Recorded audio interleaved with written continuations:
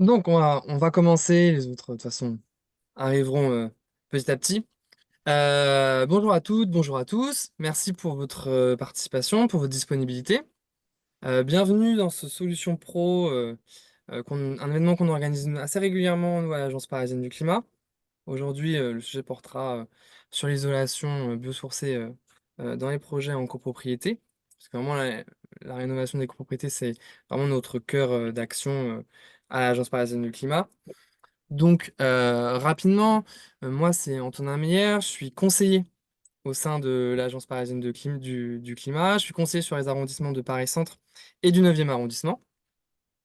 Euh, on ne voit pas le... Ah oui. Euh, et donc, je vais vous partager mon écran juste pour une petite introduction. N'hésitez pas à me dire si ça fonctionne pas.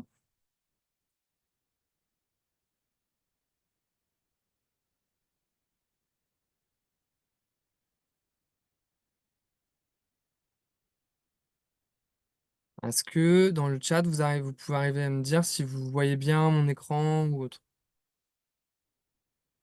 Oui, on voit bien. Ok, c'est très bien. Ok, super.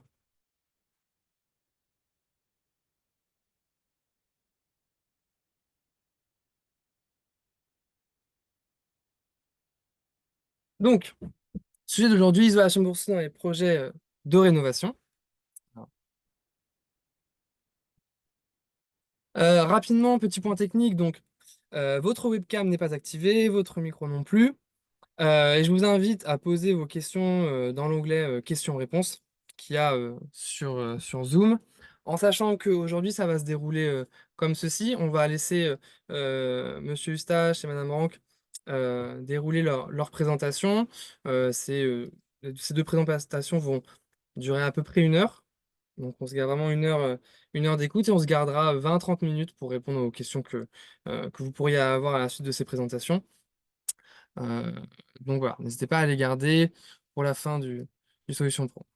Et donc, rapidement, l'Agence parisienne du climat, pour ceux qui ne nous identifieraient pas, c'est vraiment une structure associative à mission de service public qui a été fondée en 2011 à l'initiative de la ville de Paris et dont l'objectif au départ était vraiment de promouvoir son plan climat et qui rapidement s'est développé comme étant un acteur important pour les Parisiens et les Parisiennes dans leur projet de rénovation en copropriété. À savoir qu'on est vraiment la première porte d'entrée pour informer, conseiller sur comment mener à bien finalement son projet de rénovation. Donc, à ce titre, souvent, votre premier contact, c'est avec un des conseillers, une des conseillères comme moi, afin d'engager un certain nombre de sujets qui portent sur le DTG, les subventions, etc. Petit rappel également sur notre plateforme Coach CoPro, qui est un outil important pour nous conseiller, important également pour les copropriétaires, mais également pour les professionnels, puisque c'est un centre de ressources. C'est là aussi où on peut, enfin, où on référence un certain nombre de professionnels dans notre annuaire et où il y a une liste de copropriétés rénovées, voilà, qui peut toujours être intéressant et pertinent à regarder.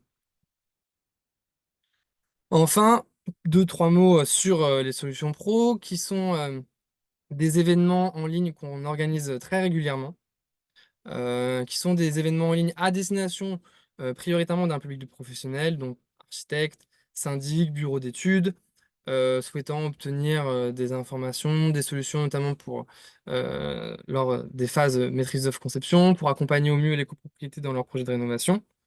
Et donc, sur notre site, l'Agence parisienne du climat, vous pouvez être au courant des futures solutions pro que nous allons organiser dans l'avenir.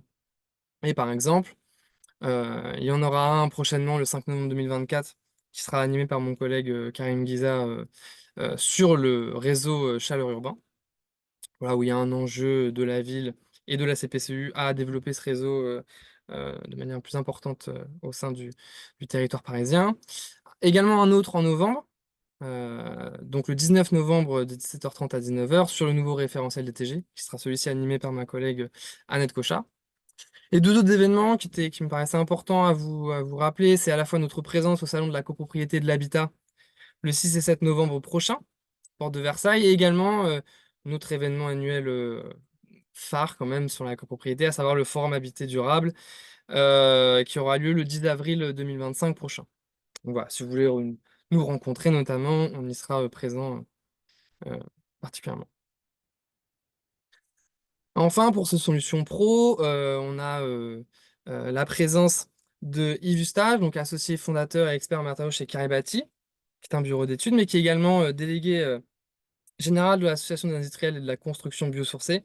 Il pourra, lors de sa présentation, vous en reparler. Mais également la présence de Louise Rank, architecte des PLG, spécialisée en éco-construction, et qui viendra notamment vous présenter un retour d'expérience sur une rénovation d'une copropriété qui avait été élue Trophée Coach CoPro 2023. Donc voilà, ce serait intéressant d'avoir également le retour d'expérience sur ce projet-là. Et donc, euh, rapidement, sur l'isolation biosourcée, sur les matériaux biosourcés, c'est vraiment un sujet qui, à l'APC, nous intéresse depuis très longtemps. C'est un sujet dont l'intérêt est croissant, évidemment chez les copropriétaires, qui suscite parfois des questionnements. Moi, je le vois notamment sur l'accompagnement des copropriétés plutôt sur du bâti ancien, où on se demande quel type de matériaux utiliser, sur quelle surface. Est-ce que ça va pas peut-être des fois, est-ce que ça va bien s'associer avec la pierre de taille ou autre? Et c'est un secteur d'activité qui globalement est en plein développement et sur lequel du coup revêt beaucoup d'enjeux. Et à ce titre, on trouvait ça encore très pertinent d'en faire un solution pro aujourd'hui. Et donc, je laisse la parole à Monsieur Eustache pour la suite de cette présentation. Merci beaucoup. Bonjour à toutes et à tous. Donc, on va essayer hein, de répondre à toutes ces questions dans nos présentations. Alors, je vais partager aussi mon écran. Je pense que ça doit marcher là. Ça fonctionne bien. Ça fonctionne? Ok. Donc oui, donc moi j'ai deux casquettes aujourd'hui. Donc je suis cofondateur d'un bureau d'études Caribati, donc je vous présenterai rapidement, et délégué général de l'AICB. Donc, mais ces deux casquettes évidemment sont en lien avec le sujet qui nous intéresse ce soir, à savoir le biosourcé dans la construction et dans la rénovation. Alors, rapidement, une présentation de Caribati. Donc, nous, bureau d'études, comme on l'a dit, expert des matériaux biosourcés et géosourcés, avec quand même une particularité, c'est qu'en fait, on intervient sur l'ensemble de la chaîne de valeur, donc à la fois sur le développement de filières nouvelles, biosourcées et géosourcées, en accompagnement du développement de ces filières, mais aussi sur la partie, on va dire, aval de la filière, à savoir bah, ces solutions biosourcées, comment on les intègre dans des opérations de construction, de rénovation. À côté de ça, on a développé un outil pour réaliser des FDES, donc fiches de déclaration environnementale et sanitaire pour les matériaux biosourcés et géosourcés.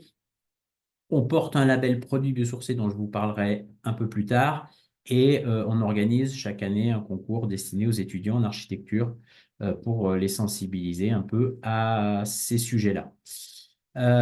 Donc ça, c'était pour ma casquette Caribati. Maintenant, pour ce qui est de l'AICB, donc l'AICB est une association professionnelle qui regroupe des fabricants de produits biosourcés. Alors là, vous avez un peu l'ensemble des fabricants aujourd'hui qui sont représentés. Donc c'est un syndicat, enfin une association professionnelle avec des missions d'association professionnelle, donc de promouvoir l'utilisation de ces produits-là, de faire évoluer la normalisation, la technique autour de ces matériaux et puis de communiquer, de diffuser l'information autour des matériaux biosourcés. Donc, au sein de l'association, vous avez alors initialement principalement des fabricants d'isolants, mais pas que. Vous avez depuis peu des acteurs des bétons biosourcés. On en parlera, hein, puisque les bétons biosourcés peuvent aussi en rénovation avoir un rôle à jouer. Pour ce qui est des isolants, tout type d'isolant, y compris de l'isolation paille. Donc voilà pour ce qui est des présentations. Alors maintenant, avant de rentrer un peu dans les différentes solutions biosourcées qui existent et qui sont disponibles. Je voulais rappeler juste quelques éléments, quelques enjeux. Bon, j'imagine que vous les connaissez, mais c'est pour les mettre un peu en perspective avec les réponses que peuvent apporter les matériaux biosourcés. Parce que ça m'est arrivé d'entendre parfois que voilà, les biosourcés, c'est un phénomène de mode. Non, derrière les biosourcés, il y a une réalité, il y a des réalités environnementales et il y a des réponses à des enjeux assez forts. Alors, les enjeux assez forts, bah, vous les connaissez, c'est des enjeux des règlements climatiques. Juste quelques chiffres hein, pour bien poser les choses.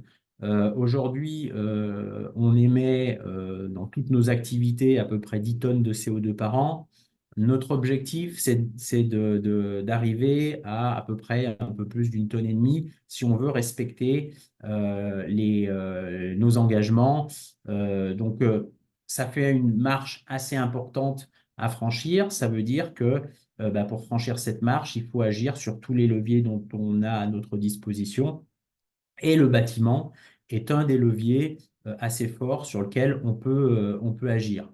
Alors, à quel niveau? Évidemment, sur les consommations d'énergie du bâtiment, mais les bâtiments étant devenus de plus en plus performants d'un point de vue énergétique, en tout cas pour le neuf, pour la rénovation, il y a encore pas mal de travail. Mais en tout cas pour le neuf, c'est les matériaux qui prennent une part importante dans l'impact carbone du bâtiment.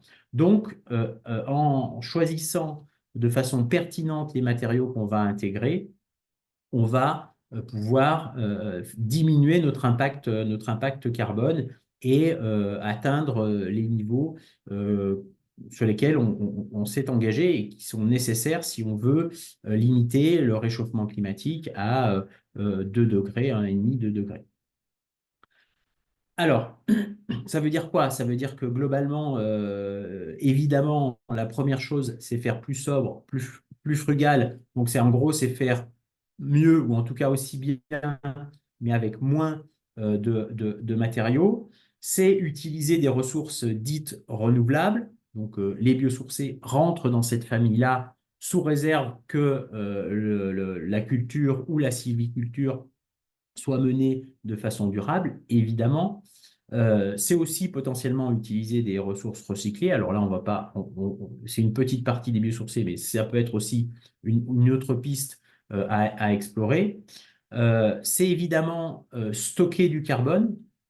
Stocker du carbone, c'est le stocker sur du long terme pour que ce soit pertinent. Et lorsqu'on met un biosourcé dans un bâtiment, ben, on va stocker sur toute la vie du bâtiment du carbone.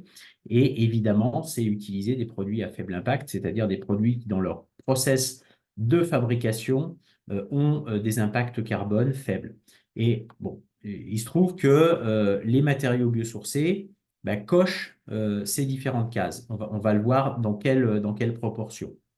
Alors, avant de rentrer dans le détail des solutions, quelques définitions. Donc, qu'est-ce qu'un matériau biosourcé? Alors, un matériau biosourcé, il y a une définition qui est une définition européenne qui définit de façon précise ce qu'est un matériau biosourcé. C'est un matériau issu de la biomasse. Et la biomasse, c'est quoi? C'est une matière d'origine biologique. Évidemment, hors fossile, puisque le pétrole, initialement, c'était aussi du végétal. C'est du végétal qui s'est transformé sur plusieurs millions d'années. Mais là, dans le cadre du biosourcé, on est sur des périodes de temps beaucoup plus courtes. C'est pour ça que on n'entre pas dans la définition de biosourcé tous les produits à base de pétrole. Ce serait, on sortirait un petit peu du cadre dans ce cas-là. Donc, un produit biosourcé, c'est quoi? Un produit de construction biosourcé, c'est un produit qui est totalement ou partiellement biosourcé. Et donc, c'est là que c'est important, c'est que le terme partiellement, ça veut dire que vous pouvez avoir sur le marché des produits qui intègrent 2 ou 3% de biosourcés et qui se revendiquent biosourcés. Ils ont totalement le droit d'après la définition. C'est la raison pour laquelle les utilisateurs de matériaux biosourcés et même les fabricants hein, de matériaux biosourcés nous ont dit à un moment donné, bah, voilà, cette définition est un peu problématique parce qu'on peut avoir on peut voir arriver sur le marché des solutions enfin, qui s'appellent biosourcées, mais qui finalement ne le sont pas vraiment. Donc, c'est la raison pour laquelle on a, avec les utilisateurs de matériaux biosourcés et avec les fournisseurs de matériaux biosourcés, créé un label qui permet d'afficher en toute transparence le contenu en biosourcé des produits et qui permet effectivement d'avoir un pourcentage validé par une tierce partie sur le contenu en biosourcé des produits. Pour clarifier un peu le marché. Donc, vous avez tous les produits labellisés sur un site, hein, produitsbiosourcés.eu, donc je vous invite à le consulter. Il y a plus d'une centaine de produits aujourd'hui qui sont labellisés. Alors, l'origine de ces matériaux biosourcés, donc c'est là évidemment la sylviculture, c'est le matériau biosourcé, on va dire un peu historique, qui est le plus utilisé aujourd'hui dans le bâtiment, avec de nombreuses applications. Mais ce n'est pas sur ce matériau-là que je reviendrai plus tard en détail, puisque ça, c'est un produit enfin, ce sont des produits qui sont très largement développés, connus, qui rentrent dans des cadres bien définis, des DTU divers et variés. Donc, il y a des produits issus de la sylviculture, on a des produits issus de l'agriculture, et ce qu'on oublie aussi parfois un peu, c'est qu'on a des produits qui sont issus du recyclage, des produits à base de papier, à base de textile, puisque le papier, à l'origine, c'était du bois, donc c'est bien un biosourcé. Le textile, évidemment, sous réserve que ce soit du coton ou de la laine, c'est bien un biosourcé. Donc voilà, donc un peu les différentes origines des matériaux biosourcés, l'agriculture, la sylviculture et le recyclage à ne pas oublier. Alors, ce qu'on disait tout à l'heure, on a les enjeux, hein, les enjeux environnementaux, émissions de gaz à effet de serre, stockage carbone. Donc, sur les matériaux biosourcés, comme je vous l'ai dit, ils apportent une réponse à ces sujets-là. L'important de savoir, c'est dans quelle mesure ils apportent une réponse. Est-ce que c'est anecdotique ou est-ce que c'est finalement des quantités qui ne sont pas négligeables?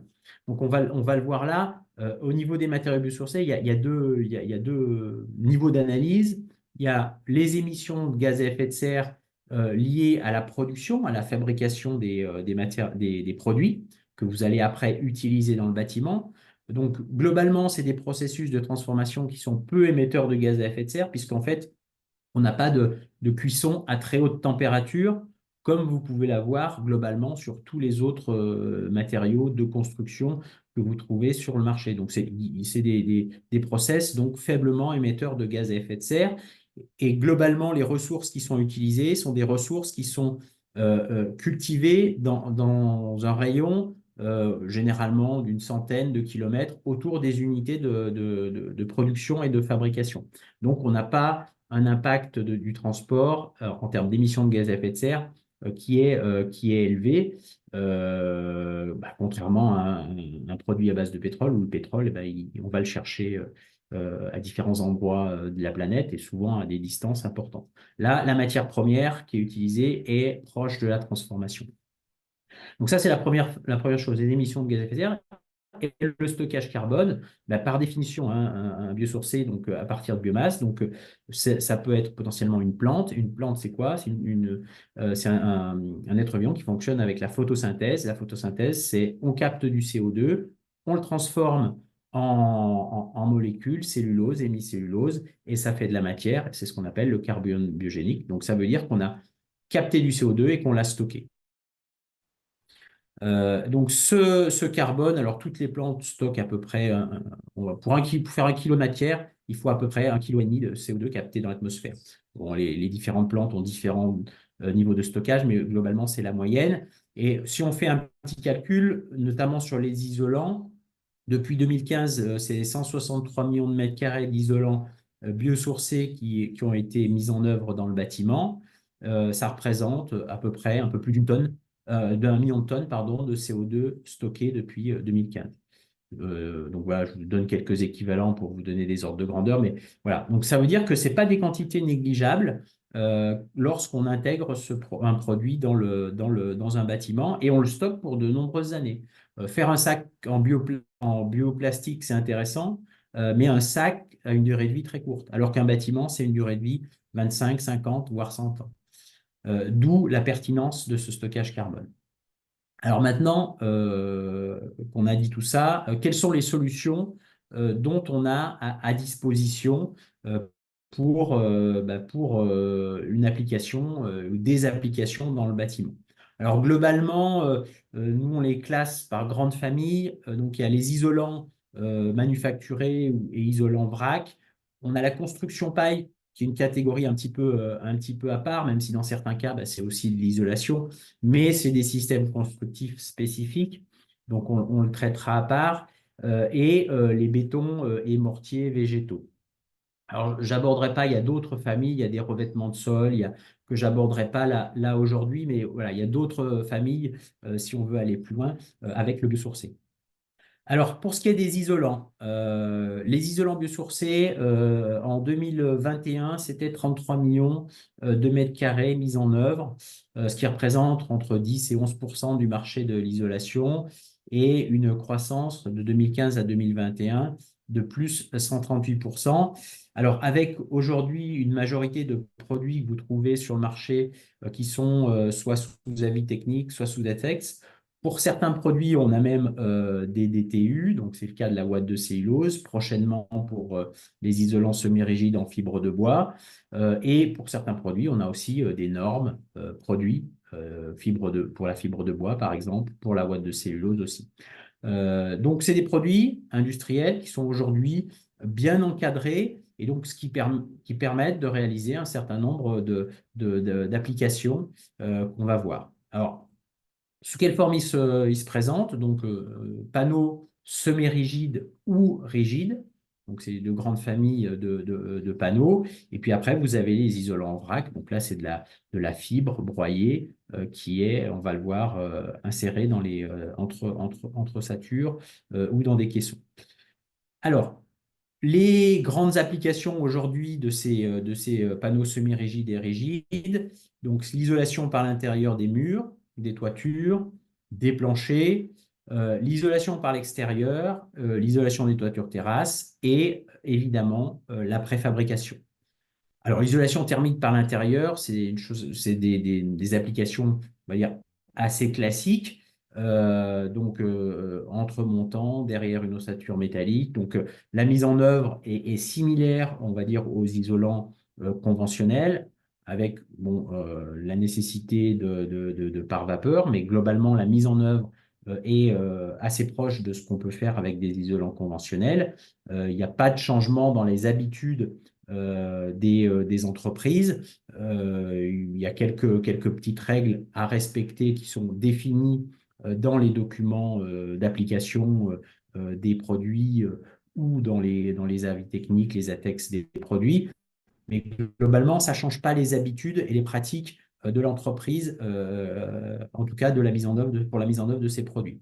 De la même façon, l'isolation thermique par l'intérieur des toitures, c'est pareil, on vient insérer les panneaux d'isolation entre chevrons, sous ossature.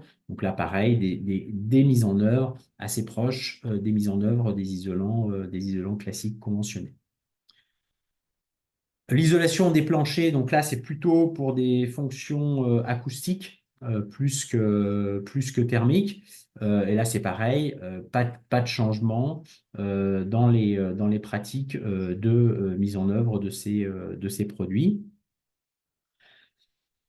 L'isolation thermique par l'extérieur. Alors là, on a deux techniques, on va dire. La technique donc entre ossatures, sous un bardage ventilé, par exemple, et la technique. Donc là, dans ce cas-là, dans ce premier cas, c'est des isolants semi-rigides.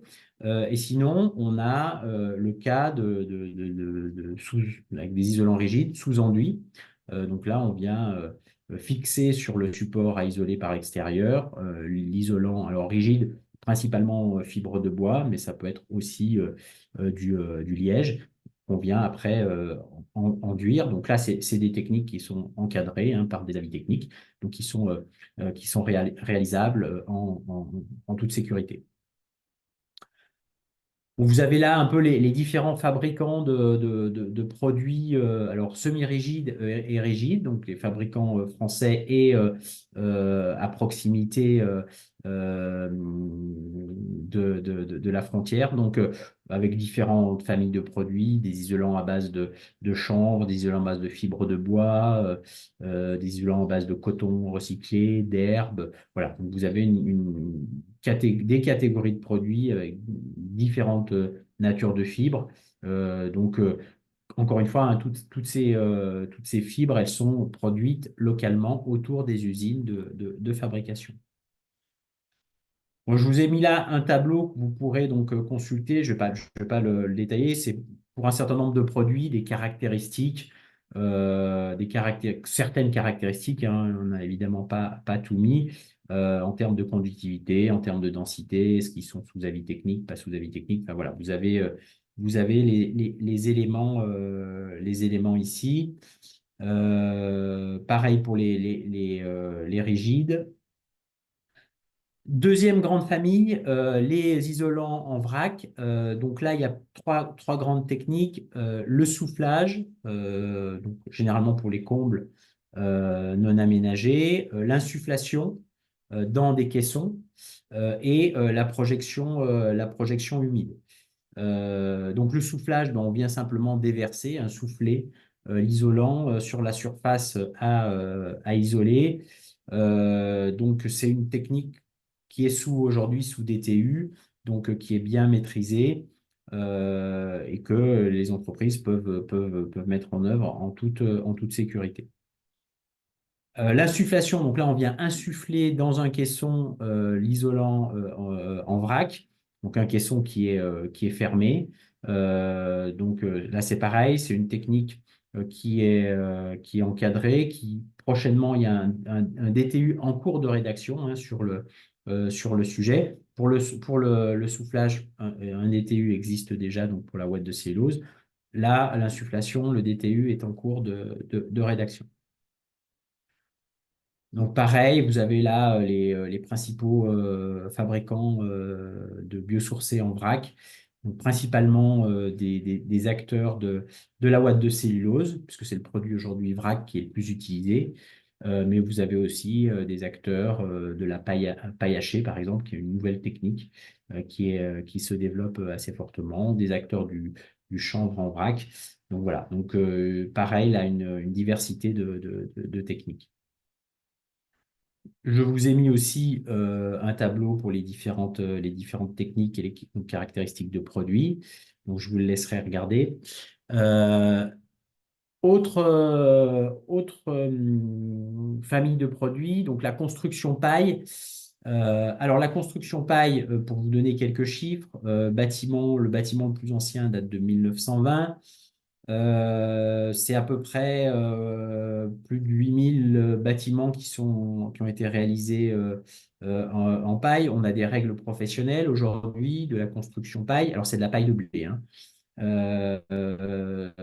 Certains produits étaient même sous avis technique. Donc, on a un développement aussi de la fabrication de bottes de paille à façon.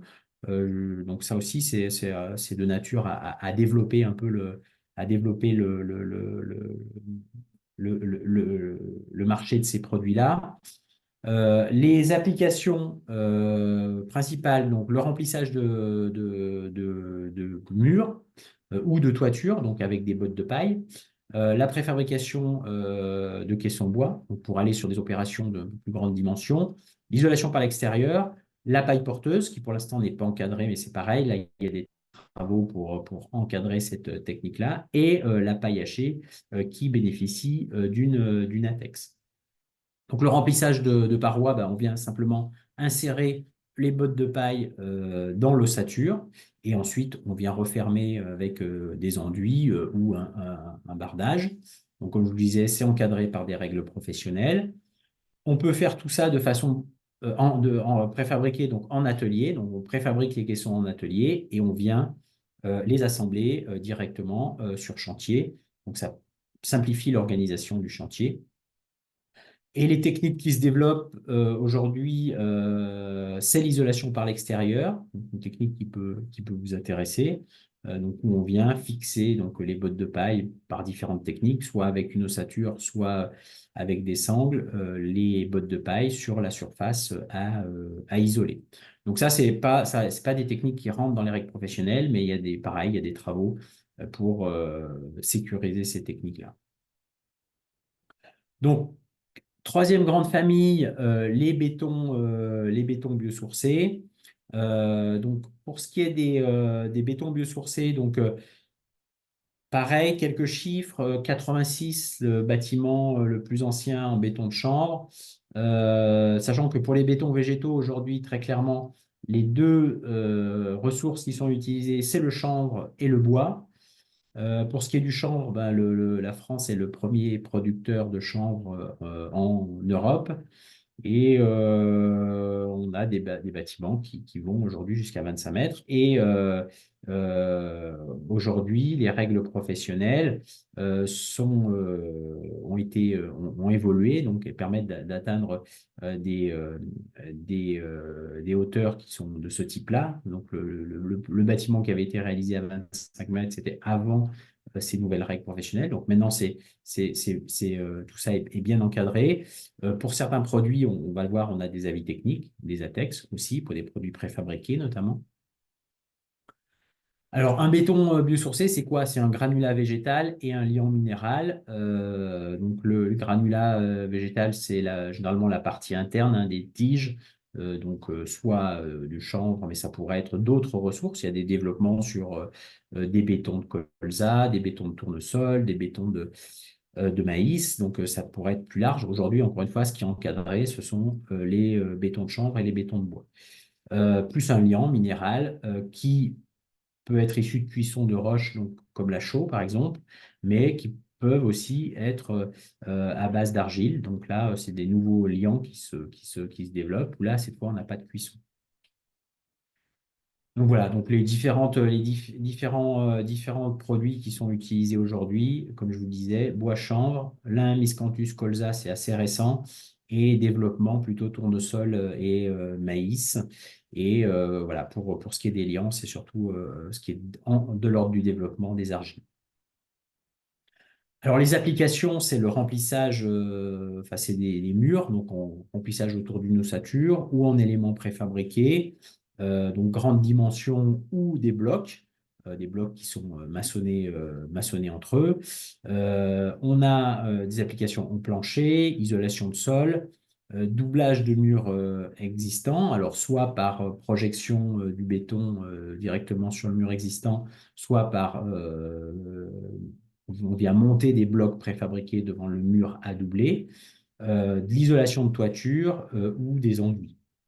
Alors les murs, voilà, comme je vous le disais, ça peut être du bloc, ça peut être de la projection, ou bien projeter dans une ossature notre béton. Donc c'est un béton qui est léger, hein, qui n'est pas structurel. C'est pour ça qu'il est toujours utilisé avec une ossature. Même pour les blocs, le béton de chanvre est utilisé avec une ossature bois, une ossature béton. Quel que soit le type d'ossature, ça peut fonctionner. Donc voilà, et on peut aller sur des remplissages de forte épaisseur, hein, jusqu'à 30 cm pour obtenir des résistances thermiques conformes à la réglementation, notamment pour le neuf.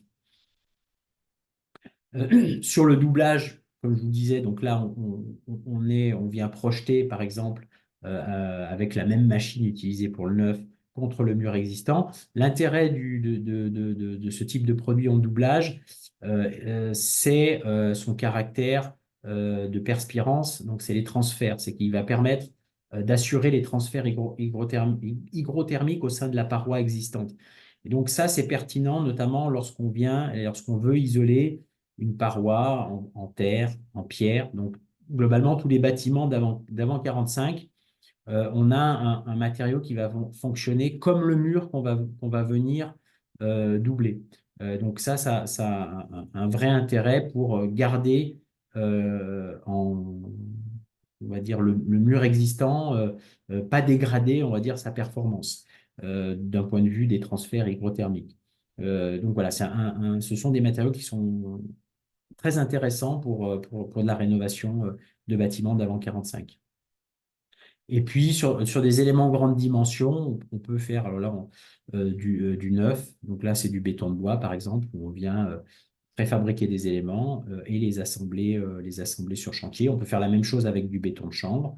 On vient préfabriquer et on assemble les éléments. Ça peut être utilisé en doublage, pourquoi pas aussi. Aujourd'hui, c'est plus utilisé en neuf, mais ça pourrait être utilisé en doublage aussi.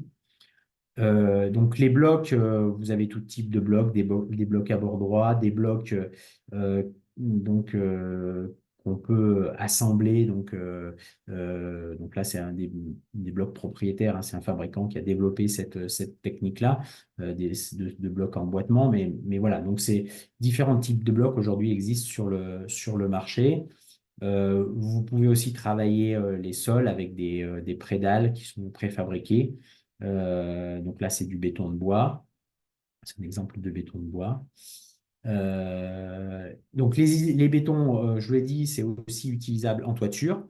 Donc là, on vient remplir des caissons. Donc là, c'est des bétons qui sont très très faiblement dosés en liant, puisqu'on n'a pas besoin de beaucoup de liant. Le liant, il est juste là pour éviter que les particules végétales ne descendent en fond de toiture. Donc les bétons végétaux utilisés en isolation de toiture sont les bétons végétaux les plus faiblement dosés en liant, donc potentiellement les plus performants d'un point de vue thermique. Et puis, on peut faire alors, ce qu'on appelle des enduits à caractère isolant. Alors, on a différents types, mais il y a des produits qui sont préformulés pour ça, qui sont dédiés à cette utilisation-là. Donc, avec des dosages qui peuvent être très différents. Si on veut effectivement apporter plus d'isolation, il faut faiblement doser en liant. Et si on veut simplement avoir un enduit qui a une fonction plutôt décorative en intérieur. Dans ce cas-là, ben, on dose plus en liant et on laisse simplement les paillettes de chanvre ou autres visibles pour apporter un côté esthétique dès l'instant où ça c'est l'aspect qui est recherché. Donc voilà, j'en ai terminé avec les différentes présentations solutions existantes. J'espère que je suis dans les temps. Parfait. Voilà, donc je vais laisser la parole à Louise pour la suite. Merci beaucoup, monsieur Stache. Oui, bonjour à toutes, bonjour à tous. Donc, moi, je suis Louise Ranck, je suis architecte. Je travaille beaucoup sur le domaine de la rénovation thermique. D'abord, j'ai commencé au sein du collectif Latitude 48 avec ma collègue Liliana Comito, beaucoup pour les particuliers et de plus en plus également pour les copropriétés. Et puisque c'est plus le sujet qui vous intéresse aujourd'hui. Donc, ça fait plus d'une quinzaine d'années maintenant qu'on met en œuvre effectivement des matériaux biosourcés, puisque depuis l'origine de notre activité, on est très orienté sur l'aspect environnemental de la construction que Yves Eustache vous a bien présenté. Donc, les biosourcés, voilà, on essaye aussi de les mettre en œuvre pour les copropriétés. Alors, je vais partager ma présentation.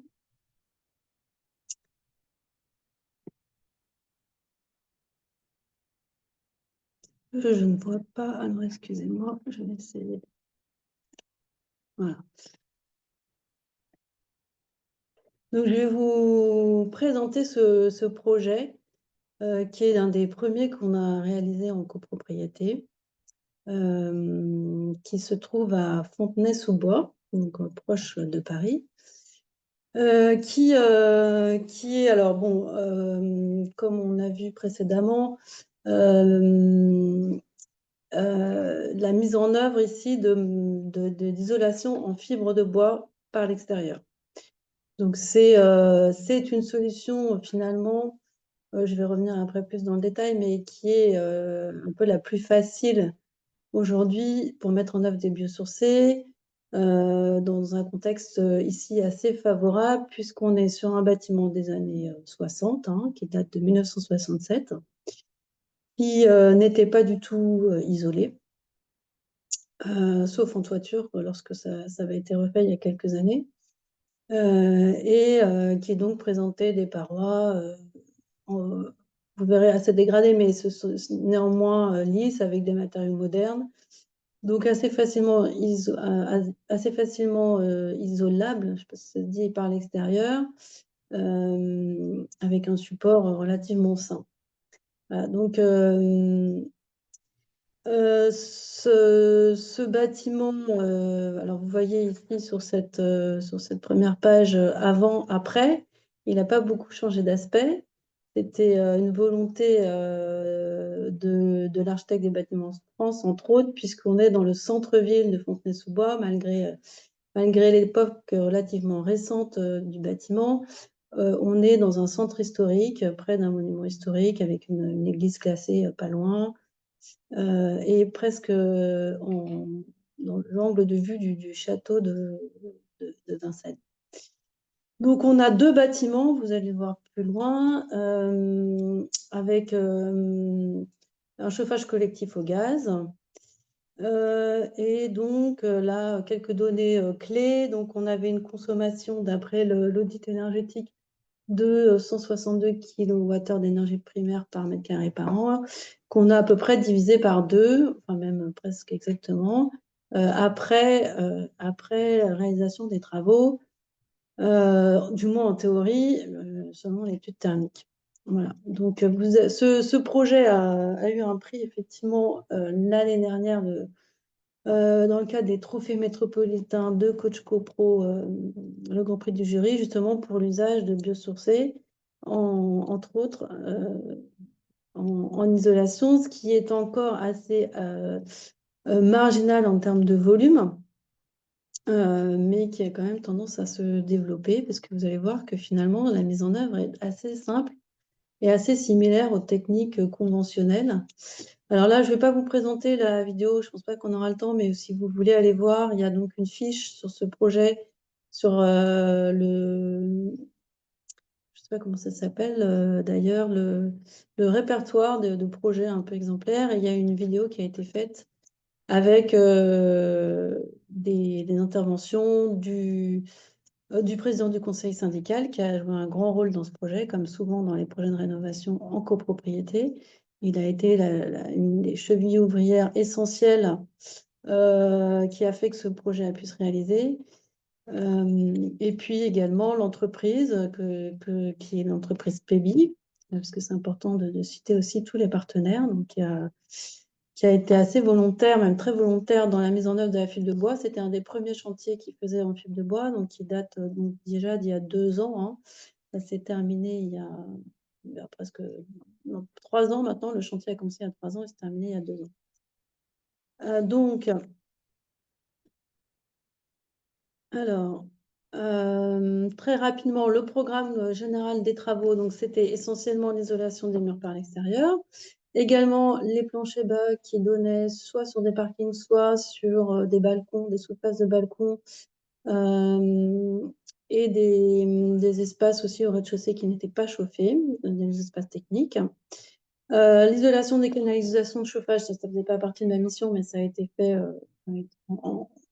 avec les C2E, ça a été financé en particulier par les C2E, parce qu'il y a beaucoup de canalisations, vu qu'on a 2 bâtiments qui étaient très déperditives. Une ventilation, donc une réfection totale de la ventilation, qui était naturelle par conduit shunt, qui a été donc mécanisée en toiture, remplacement des menuiseries des parties communes, robinet thermostatique, et remplacement des menuiseries, de la plupart des menuiseries individuelles qui n'avaient pas été remplacées précédemment, qui étaient en simple vitrage encore, et qui ont été remplacées par du double vitrage. Voilà, en termes de quelques éléments aussi en termes de prix. Donc voilà l'état initial. Donc vous voyez ici les 2 bâtiments, donc un bâtiment carré sur la rue avec des balcons, avec des façades toutes identiques, et un bâtiment sur jardin, plus longitudinal, sans balcon, lui, donc plus facile aussi à isoler, moins de pont thermique, bien sûr. Donc, vous voyez que les façades n'étaient pas en très bon état, donc elles étaient ornées de mosaïques de pâte de verre qui commençaient à se décoller fortement. Il y avait des traces de coulure, d'encrassement atmosphérique, de, de champignons, de moisissures qui apparaissaient en façade. Donc, il y avait besoin d'un ravalement. C'est pour ça que le conseil syndical, qui dès le début était très impliqué, s'est dit on va en profiter pour demander un audit énergétique.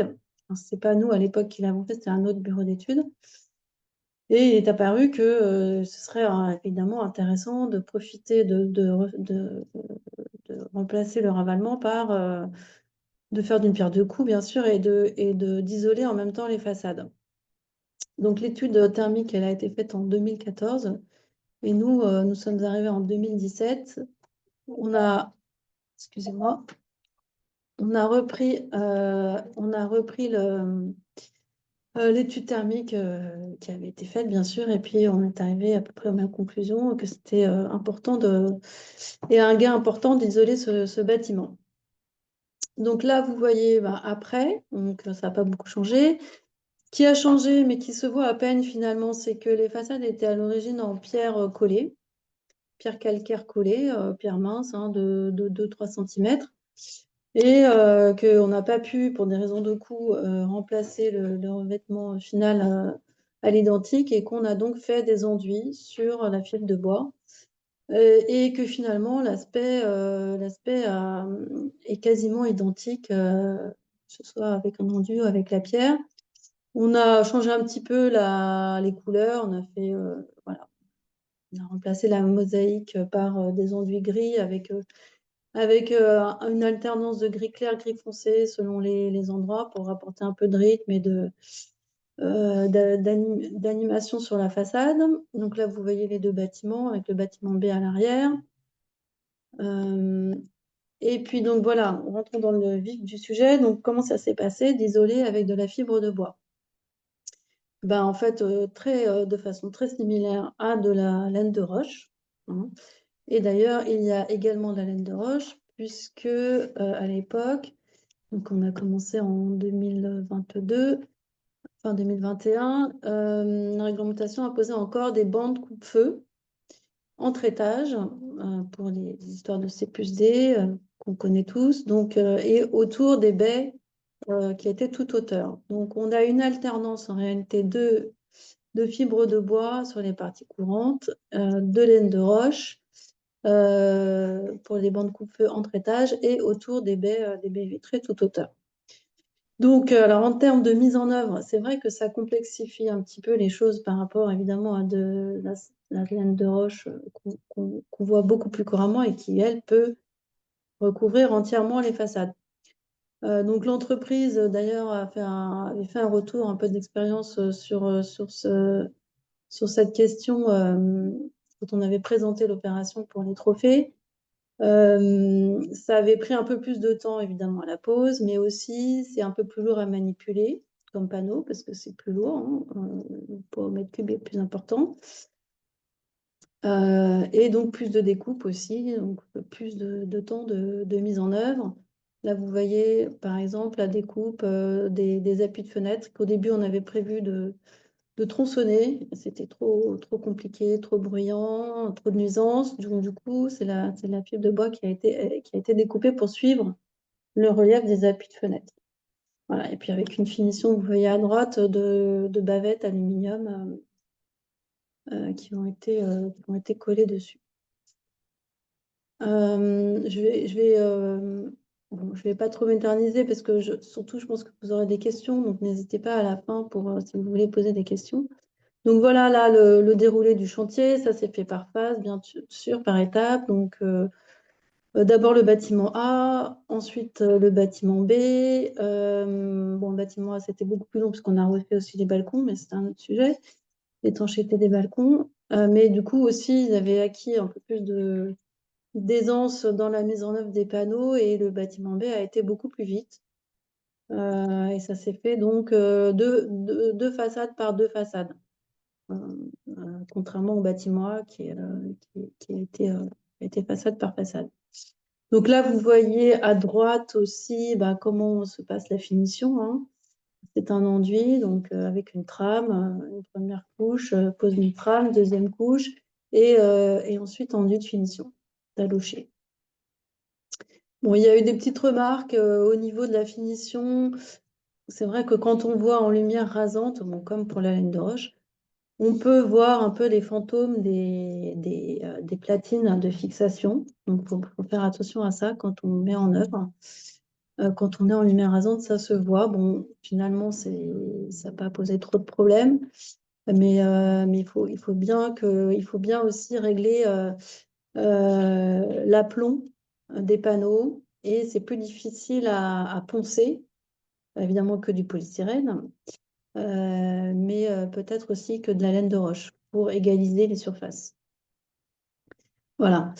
Donc les travaux se sont écoulés. On a commencé vraiment fin décembre 2021. On a terminé janvier 2023. Donc un peu plus d'un an. Ce qui est quand même assez long. Mais on avait quand même 2 bâtiments assez grands. Donc ça a probablement pris un peu plus de temps qu'en technique plus conventionnelle où l'entreprise a plus l'habitude. Il faut faire attention, là je reviens aussi sur les questions de stockage, hein. La fibre de bois étant quand même très sensible à l'humidité. Donc ici il y avait une zone de stockage, elle arrive comme ça en palette protégée plastifiée, donc ça ne pose pas de problème, elle peut être stockée dehors plusieurs semaines, mais par contre, une fois que c'est ouvert, il ne faut pas le laisser aux intempéries, bien sûr. Et même quand les façades sont, comme vous voyez à l'angle ici, en cours de pause, bon, il y a eu sur le bâtiment A un moment où on a eu un problème de planning. La fibre de bois est restée exposée plusieurs semaines. Elle a pris l'eau et donc on a dû la remplacer en partie haute, en particulier là où c'était très exposé. On a dû la remplacer parce qu'elle était trop humidifiée.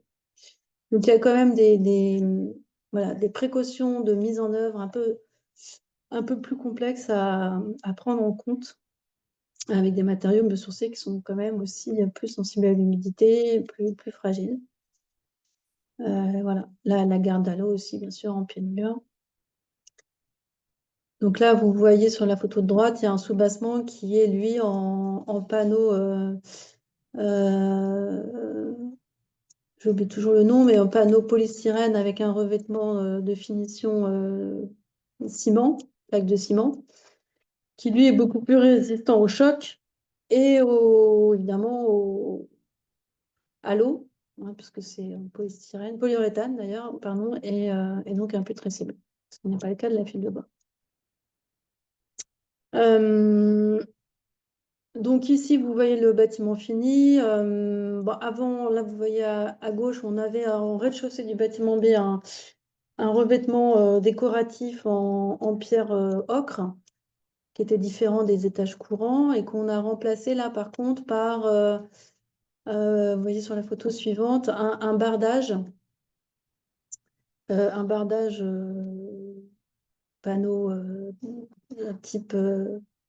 je ne sais plus le nom, excusez-moi, un panneau composite qui avait un aspect pierre, qui a été donc pesé là en bardage, par contre. Donc là, ce n'est plus des panneaux collés, mais c'est des panneaux posés dans une ossature. Vous voyez aussi là l'isolation des sous-faces du rez-de-chaussée, hein, mais qui là a été aussi posée sur des rails avec un panneau de finition, donc plus conventionnel. Alors là, on a dû mettre de la laine de roche aussi pour des raisons coupe-feu. Donc on n'a pas pu mettre de fil de bois. Et bon, ça c'est pour vous montrer très rapidement le reste des travaux qui ne concernent pas les biosourcés malheureusement, mais isolation du plafond du parking avec de la laine de laitier projetée permettait de résoudre, enfin d'englober en partie les réseaux de chauffage, ce qui n'est pas possible avec des isolants rigides. Et puis ici, juste pour information, voilà la reprise de la ventilation.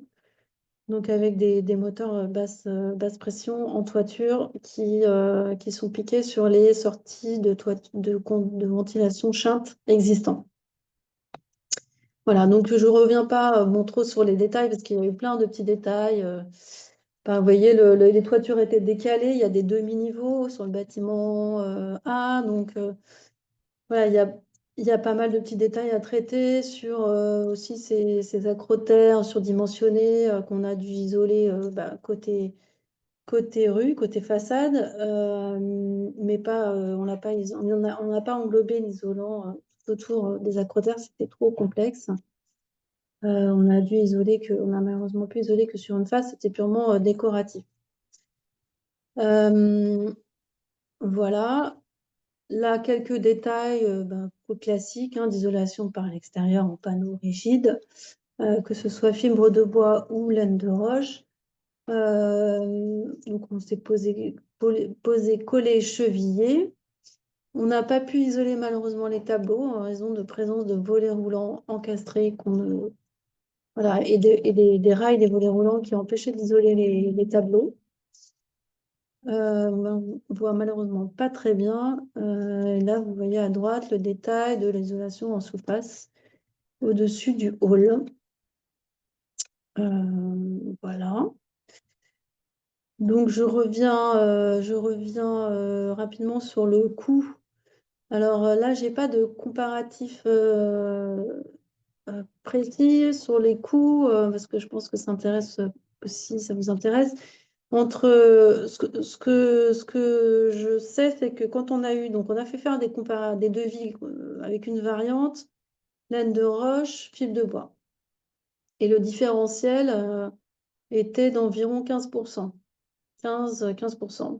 L'entreprise a fait un effort sur la fibre de bois parce qu'elle souhaitait quand même rajouter ça dans son book en quelque sorte et faire un premier projet comme ça d'ampleur avec de la fibre de bois. Maintenant, je garantis pas que ce soit ce différentiel de prix entre les deux. Il faudrait voir parce que les prix ont aussi beaucoup varié entre-temps. Je ne saurais pas quel est le différentiel entre ces deux matériaux relativement similaires, même si on va voir, donc je vais faire après un petit bref exposé sur les avantages quand même du biosourcé en termes de confort d'été. Ils sont plus importants. Yves Eustache a parlé beaucoup, c'est important de l'aspect carbone des matériaux biosourcés, leur avantage en termes de bilan carbone, mais il y a aussi des avantages en termes de confort.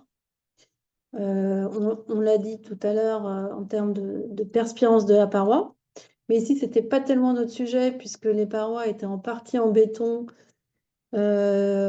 enduites, parfois au ciment. Donc, il n'y avait pas tellement de problématiques de perspirance, contrairement aux immeubles plus anciens parisiens. Mais il y avait une problématique, par contre, de confort d'été. Alors, je vais y revenir, mais là, je finis sur donc la chronologie. Vous voyez, ça s'est étalé quand même sur un temps très long. Premier audit thermique 2014. On est intervenu en 2017, on a refait un calcul thermique, on a fait des prescriptions. Le vote des travaux 2019. Ensuite, déclaration préalable, Covid, tout ça a retardé pas mal les choses. Début des travaux, donc j'ai dit 2022 et fin 2022, début 2023. Alors, donc pour revenir à la problématique du confort d'été, donc là j'ai remis, je trouvais que c'était intéressant de remettre quelques diapos d'une présentation que j'avais faite également pour Coach CoPro sur la problématique du confort d'été et le rôle que peuvent jouer les isolants biosourcés sur cette problématique. Donc on sait que les périodes de canicule vont s'intensifier dans les années qui vont venir. On est aujourd'hui donc autour en moyenne une quinzaine de jours de canicule par an à Paris et ça risque de doubler d'ici une cinquantaine d'années. Donc, qu'est-ce qu'on peut faire pour ça? Pardon. Sur surtout en ville, hein, où il y a l'effet îlot de chaleur, qui est l'accumulation des calories dans les matériaux des villes qui sont des matériaux denses et qui conservent longtemps la chaleur. Donc il y a un effet encore amplificateur en ville des hausses de température. Et pour que Paris reste, voilà, reste habitable et vivable, qu'est-ce qu'on peut faire? Donc, on peut très rapidement, je reviens sur les stratégies principales, protéger des rayonnements solaires, en protection solaire, dissiper en ventilant de façon traversante si possible, hein, ventilation naturelle, surtout la nuit. Éviter, c'est ce qui va là, le sujet qui nous intéresse, éviter que la chaleur rentre dans les logements et puis minimiser les émissions internes. Voilà. Donc, qu'est-ce qu'on peut faire pour éviter, ça c'est l'action sur les parois, éviter que la chaleur rentre trop dans les logements. Donc, on peut bien sûr isoler, ça marche pour l'hiver et ça marche aussi pour l'été. Donc, là, voilà, on peut isoler les combles, on peut isoler aussi donc les murs et on va donc diminuer le flux thermique à travers la paroi, aussi bien en hiver qu'en été. Donc, il y aura moins de chaleur qui va rentrer. Et pourquoi les biosourcés sont intéressants? Parce qu'ils ont souvent, en particulier la fibre de bois, une masse plus importante. Et donc un déphasage aussi plus important. Là, on a un comparatif. Alors, j'ai repris là aussi dans cette présentation des slides qu'on avait fait en commun avec le bureau d'études Pouget sur cette problématique. Donc, on a un déphasage pour la fibre de bois de 14 heures, puisqu'on a une densité importante, 180 kg au mètre cube. Contrairement à la laine de roche qui est, elle, de 6 heures et le polystyrène de 4 heures. C'est souvent c'est rapporté à la densité. Donc, voilà, les murs, quand ils sont en particulier en maçonnerie, qui sont épais, ils accumulent la chaleur. Alors, ici, on avait des murs relativement minces, une vingtaine de centimètres. Donc, béton, a priori, structure poteau-poutre béton et remplissage briques. Briques partiellement creuses entre les poteaux et les poutres. Donc, une accumulation quand même relativement importante, pas aussi importante qu'un mur en pierre de 50 cm, mais quand même relativement importante. Donc, pour réduire ces différentiels de température, on peut retarder donc davantage le flux de chaleur vers l'intérieur, ce qu'on appelle le déphasage. Et c'est intéressant donc d'utiliser des matériaux biosourcés pour ça, puisqu'ils ont davantage d'inertie et que ça augmente le déphasage. Ceci étant, ça reste relatif. Quand on a là, voilà, on a un comparatif. Quand on a du béton brut, on a un déphasage d'après le logiciel Ubacus, donc pour, je crois, 10 cm, parce que ça dépend aussi des épaisseurs. Donc, déphasage de 4 heures. Si on rajoute la laine de roche, déphasage de presque 10 heures. Fibre de bois, 11 heures. Et ouate de cellulose aussi. Donc, finalement, l'impact quand même de la fibre de bois est relatif, ou de tout matériau qui a une certaine densité, est relatif par rapport au déphasage qui est apporté par le béton, surtout si c'est du béton plein, qui aura lui un déphasage beaucoup plus important vu sa densité bien plus élevée. Donc, comme on dit dans cette diapo, isoler une paroi, c'est déjà bien, mais avec un biosourcé, c'est encore mieux. Là, voici des graphiques qui montrent les différentiels d'isolation, des différents isolants sur une paroi qui, elle, n'a pas de densité, pas de masse, une toiture, un type toiture parisienne, charpente, zinc. Vous voyez que finalement, entre les différents isolants, il y a des différences. Alors, la laine de verre ici est plus, voilà, est plus comme elle a moins de masse, il y a plus de différentiel de température. La laine de bois en verre un peu moins. Et quand on rajoute de la masse, donc de la terre ici en l'occurrence, ça baisse encore les différentiels de température entre l'intérieur et l'extérieur. Mais quand on a une paroi dense, comme ici une paroi en pierre, vous voyez que ici, alors, là, c'est une erreur. Non, c'est bien. Bâtiment à faible inertie. Donc, vous avez en rouge le différentiel de température quand on n'a pas de pierre, mais quand on a de la pierre ou du béton, ça lisse les pics de chaleur qu'on peut avoir à l'intérieur. Voilà, donc qu'est-ce qu'il faut en retenir? Que quand on a une paroi à faible inertie, type toiture en zinc ou pan de bois de relativement faible épaisseur, il faut absolument isoler de préférence en biosourcé puisqu'on aura du coup quand même un meilleur déphasage. Mais quand on a une paroi à forte inertie, type pierre, brique ou béton, l'isolant a moins d'impact sur le confort, puisque la paroi a elle-même déjà un déphasage important.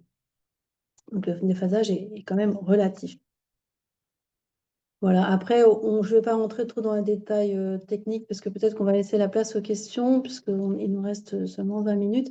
Mais Yves Eustache l'a dit, il y a aussi un intérêt sur la gestion de l'hydrométrie, hein, puisque ces matériaux biosourcés ont la capacité de stocker une certaine quantité de vapeur d'eau sans qu'elle devienne liquide.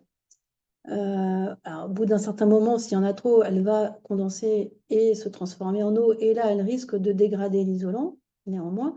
Mais elle a quand même la capacité d'absorber une quantité, selon les isolants, hein, c'est variable, mais une quantité assez importante de vapeur d'eau sans se dégrader. Et ça, c'est aussi intéressant pour les bâtiments anciens en particulier, comme ici, vous voyez un bâtiment à pan de bois. Et puis, bon, impact CO2 ici, mais j'en parle pas puisque Yves Eustache en a déjà parlé, mais vous pourrez avoir quelques chiffres ici aussi.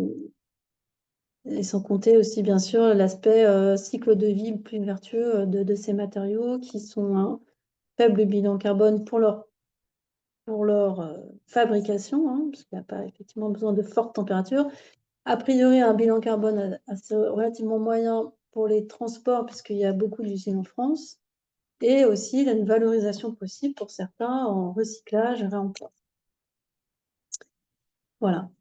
Donc, je ne rentre pas trop peut-être dans ces détails-là de parois respirantes. Il faut faire attention quand même juste bien garder la perspirance de la paroi quand on isole, en particulier à l'intérieur, éviter la pénétration de vapeur d'eau dans les parois.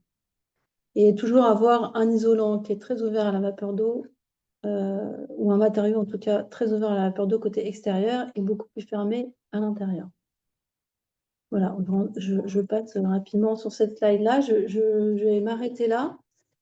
J'espère que j'ai rien oublié. Mais oui, je voulais juste dire un mot sur ce qu'a dit Yves Eustache. Ce qui est intéressant aussi, peut-être comme technique à développer aussi plus largement, c'est la préfabrication. Nous, on l'a fait sur un autre projet, mais qui n'était pas une copropriété, qui était un établissement d'enseignement, qui était en parois béton préfabriqué des années 60 aussi, qu'on a isolé entièrement par extérieur avec des panneaux préfabriqués, ossature bois, remplissage fibre de bois, finition au bardage et menuiserie, tout ça préfabriqué en atelier. Et l'avantage, c'est qu'il y a une rapidité de pose vraiment incroyable comparé à la technique qu'on a vue ici de pose de blocs qui sont en plus relativement lourds, hein, de blocs de fil de bois voilà, qui sont quand même des chantiers assez longs. Voilà, donc je pensais à cette opportunité aussi à creuser pour l'avenir de la préfabrication, un panneau préfabriqué, ce qui s'est fait d'ailleurs aussi sur certaines copropriétés, plutôt par les bailleurs sociaux jusqu'à maintenant. Voilà, j'en ai terminé. Mais, merci beaucoup. On va pouvoir passer aux questions. Donc voilà, n'hésitez pas à les poser dans la partie onglet questions et réponses. Et on va les prendre une par une. Alors, il y a déjà une première de Monsieur Doucet pour vous, Monsieur Eustache. Donc c'est sur la question des solutions ITE biosourcés, à savoir est-ce qu'il y a des solutions d'isolation par l'extérieur biosourcées pour des immeubles en quatrième famille, à savoir supérieur à 28 mètres. Les complexes d'isolation enduit mince, laine de bois semblent encore limités à la troisième famille. Alors oui, les avis techniques, effectivement, limitent l'application à ce type de bâtiment. Donc ça veut dire que si on veut aller au-delà, nécessairement, il faut envisager une démarche d'ATEX qui peut être envisagée en fonction des cas, hein. Évidemment, ça se traite après au cas par cas.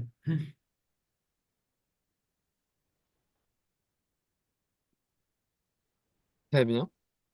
Moi, j'avais une question, c'est notamment, pour vous, Monsieur Sage, c'est notamment cette question des filières, parce que vous en parliez, notamment sur un des intérêts qu'il y a dans ces biosourcés, c'est de développer des filières plutôt locales, dans un environnement de 100 km², 100 km, pardon. Et je voulais savoir quelles sont les filières les plus développées, notamment pour la région Île-de-France, parce qu'il y a quand même de plus en plus de copropriétés qui s'engagent dès la phase d'études à aller sur l'isolation biosourcée. Donc voilà, quelles seraient les filières les plus développées et donc les plus faciles d'accès, si ça peut se dire comme ça. Alors, en Île-de-France, vous avez une filière chanvre, mais qui est orientée principalement béton de chanvre, avec des solutions béton de chanvre, notamment avec l'entreprise Wallop, qui permet effectivement d'avoir des solutions, mais qui s'adresse plutôt, je dirais, au neuf qu'à la rénovation. Mais voilà, après, il peut y avoir des solutions qui sont imaginées aussi en rénovation. Après, tous les produits qu'on a évoqués, là, les produits fibres de bois, ils ne sont pas fabriqués en Île-de-France, hein. C'est des usines qui sont soit dans les Vosges, soit dans le sud-ouest, soit dans l'est. Mais ça ne veut pas dire que les produits, on ne les trouve pas. Enfin, ils sont évidemment disponibles en Île-de-France. C'est des produits qui suivent les schémas de distribution classiques des matériaux de construction. Et après, vous avez aussi les produits Watt de cellulose. Il n'y a pas de production il n'y a pas de fabricant Watt de cellulose en Île-de-France, mais les produits sont aussi très largement disponibles. Les produits d'isolation semi-rigides, que ce soit le coton recyclé, le chanvre, ne sont pas non plus produits en Île-de-France. Coton recyclé, la production est dans le nord. Le chanvre, c'est en Vendée, enfin les isolants semi-rigides, c'est en Vendée. Mais encore une fois, il est possible de les trouver en Île-de-France sur les réseaux de distribution classiques. Merci.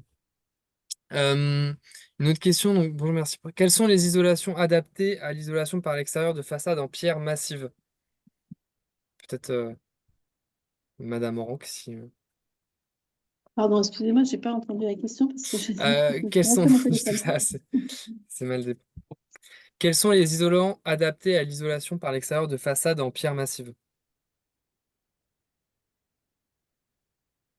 Alors, je dirais que j'ai jamais eu le cas parce que en pierre massive, généralement à Paris, on n'isole pas, en tout cas les façades anciennes type haussmannien, puisque pour des raisons aussi patrimoniales, hein, on ne peut pas dénaturer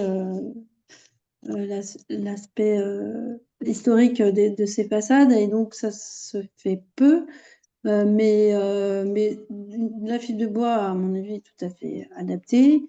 Le chanvre projeté aussi, peut-être plus facilement quand on a justement du relief, des décors, des mots des natures. Mais bon, finalement, peu, c'est pas toujours pertinent parce que ces façades-là sont ornementées. Alors, sauf si on parle de façades plus ordinaires. Euh, euh, Plus vernaculaire peut-être, de pierre en moellon. Effectivement, il y a aussi des moellons, des pignons en moellon à Paris. Par contre, ça c'est déjà été isolé, et on l'a fait sur un autre projet avec de la fibre de bois, par exemple. On a isolé un pignon qui était à moitié en brique, à moitié en pierre, hein. Les chaînages étaient en pierre et les parties courantes en brique pleine. et on l'a isolé avec de la fibre de bois qu'on a enduite. Mais là, il y avait encore quand même une problématique esthétique. On a eu beaucoup de mal à convaincre l'ABF de nous laisser isoler ce pignon et de changer son aspect pour qu'il devienne un pignon enduit, alors qu'à l'origine, il était en pierre et briques apparentes. Voilà. Alors, on peut aussi utiliser le liège quand on a besoin d'un matériau plus résistant, en particulier en soubassement. Ce qu'on avait fait sur ce projet, on avait isolé le soubassement en liège, qui peut aussi être enduit et qui est également un matériau biosourcé et qui a l'avantage d'être un peu comme le polystyrène et polyuréthane, un peu tressible.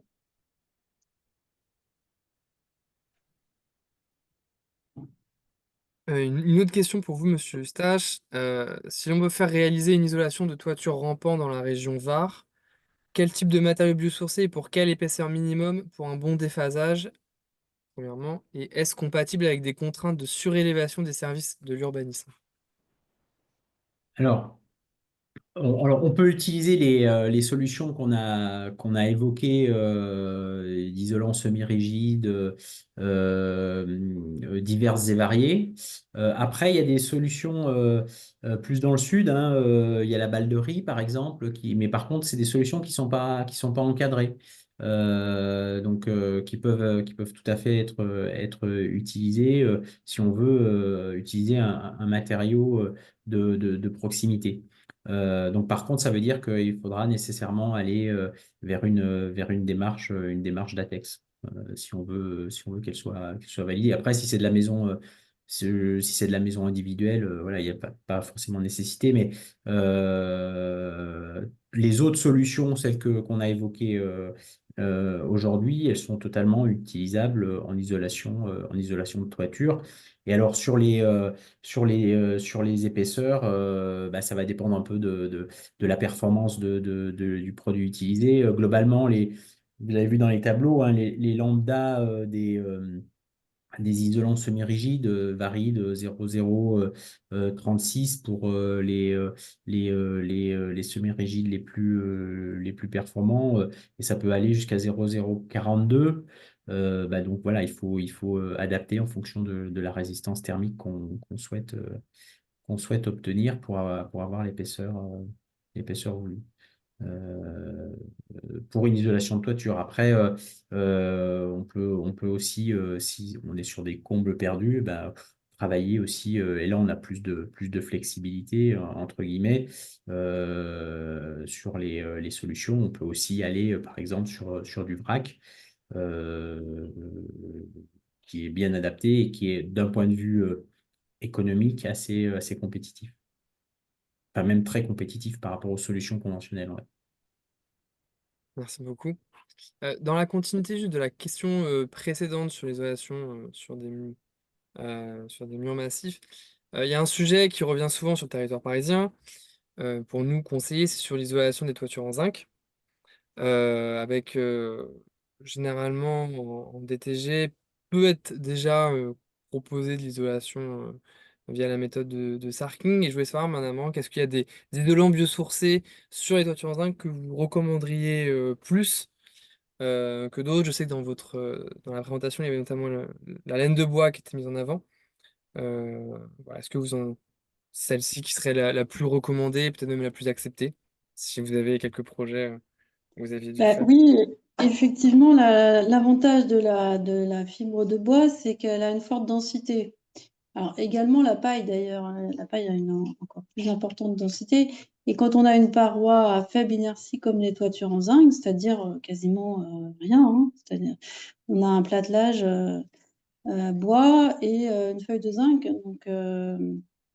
donc c'est quasiment rien. Souvent, bon, évidemment un plancher décombres, mais voilà. Et donc on a intérêt à apporter de la densité et donc du déphasage pour améliorer le confort d'été en particulier. Et donc, les matériaux qui ont un fort déphasage en isolant, c'est la fibre de bois, la cellulose aussi, d'ailleurs, cellulose en vrac, et la paille.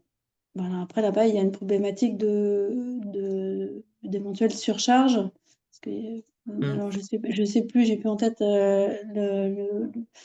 le poids au mètre cube de paille, mais il faut bien sûr vérifier que la structure existante soit suffisamment résistante pour cette surcharge.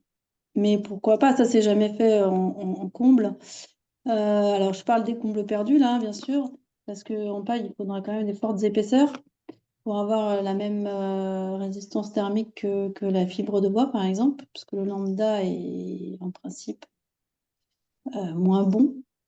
Donc voilà. Après, en rampant, ben oui, encore plus, on a intérêt à mettre un isolant avec une forte inertie, enfin, une masse, une masse volumique importante, pour essayer de déphaser, en particulier donc pour le confort d'été, pour avoir un minimum de déphasage. Ça ne sera pas aussi efficace qu'un mur en pierre, bien sûr, mais ça améliorera quand même le confort d'été. Très clair. À un moment dans votre présentation, vous reveniez sur l'isolation, donc fibre-bois sur cette copropriété, sur les difficultés que ça avait engendré. À certains moments, notamment sur le fait de pas le préfabriquer, donc de le poser directement, de faire attention à ces sujets d'humidité et autres. Est-ce que tous ces délais, ces imprévus, ça peut entraîner des coûts un peu plus alourdis pour la copropriété ou non? Alors, bah, oui, forcément, l'entreprise, elle va en tenir compte dans son chiffrage, donc il y a un surcoût.